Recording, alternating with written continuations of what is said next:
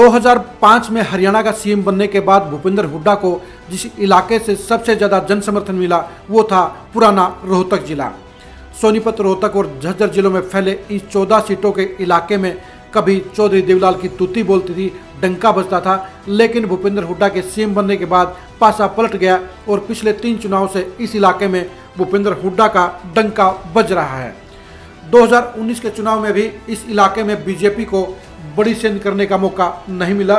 BJP सिर्फ गन्नौर और राय की 2 सीटें जीत पाई। इसके अलावा महम सीट पर निर्दलीय बलराज कुंडू विधायक बने। बाकी 11 सीटों पर अभी कांग्रेस के विधायक हैं। अब ऐसे में सवाल ये उठता है कि 2024 में इस इलाके में क्या होगा। 2024 के चुनाव के सर्वे को लेकर खरी खरी न्यूज़ ने जब पूरे इलाके को खंगालने का काम किया तो इस साफ तौर पर जाहिर हुआ कि 2024 में भूपेंद्र हुड्डा के विधायकों की संख्या इस इलाके में नहीं बढ़ने वाली है। यानी भूपेंद्र हुड्डा के विधायक वही 10 या 11 ही रहेंगे। हम आपको बता दें 2024 के चुनाव को लेकर पुराने रोहतक जिले की जिन 14 सीटों पर घमासान मचेगा उन 14 सीटों के नाम हैं गन्नौर, राय, सोनीपत, गोहाना, बड़ौदा, खरखोदा, किलोई, रोहतक, महम, कलानौर, बहादुरगढ़, बादली, झज्जर और बेरी। 2019 के चुनाव में गन्नौर और राय में बीजेपी के एमएलए बने थे और महम में निर्दलीय प्रत्याशी बने थे। 2024 का सर्वे और मिजाज बता रहा है कि बीजेपी के लिए यहाँ हालात आसान नहीं होंगे, क्योंकि उनकी दोनों सीटें गन्नौर और राय उनसे छिन सकती हैं और यहाँ पर कांग्रेस के विधायक बन सकते हैं। इसके अलावा सोनीपत सीट पर कांग्रेस का कब्जा बरकरार रहेगा। भूपेंद्र हुड्डा के लिए झटका इस बात का है कि उनकी 4 सीटों के ऊपर 50-50% का मुकाबला रहेगा। यानी गोहाना में, बड़ौदा में, खरखोदा में और बहादुरगढ़ में भूपेंद्र हुड्डा के प्रत्याशियों को कड़े मुकाबले से गुजरना पड़ेगा और इन चारों सीटों पर हार जीत का अंतर 6000 से कम रहेगा। यानी भूपेंद्र हुड्डा के लिए 2024 के चुनाव में अपने गढ़ को बचा पाना, 11 सीटों को मेंटेन रखना कड़ी चुनौती होगी। अगर बीजेपी ने सही तरीके से प्रत्याशियों को उतारा और अपने पुराने विधायकों में फेरबदल किया तो वह भूपेंद्र हुड्डा के विधायकों की संख्या 1-2 घटाने में सफल भी हो सकती है।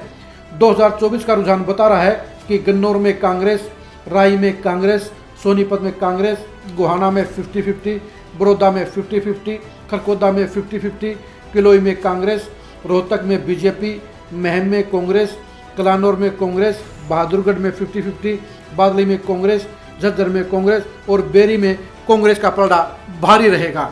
यानी पुराने रोहतक जिले में 2024 में भी भूपेंद्र हुड्डा का डंका बजेगा, लेकिन वो परफेक्ट 14 का आंकड़ा हासिल नहीं कर पाएंगे।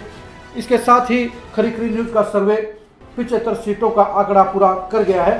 इन 75 सीटों के अब तक के रुझान के अनुसार बीजेपी 14 सीटों पर आगे है, कांग्रेस 25 सीटों पर आगे है, जेजेपी 3 सीटों पर आगे है और 33 सीटों पर 50-50 का मुकाबला रहेगा।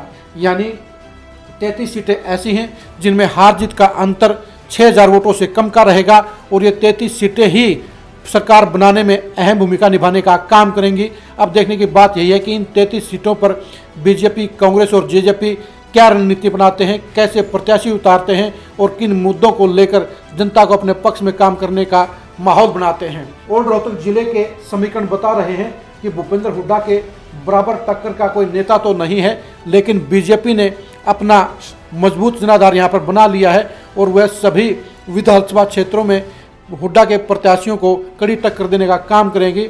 इसके अलावा जेजेपी भी 3 या 4 सीटों पर मजबूत जनाधार के साथ नजर आ रही है, जिनमें बादली, खरखोदा और बड़ौदा शामिल हैं।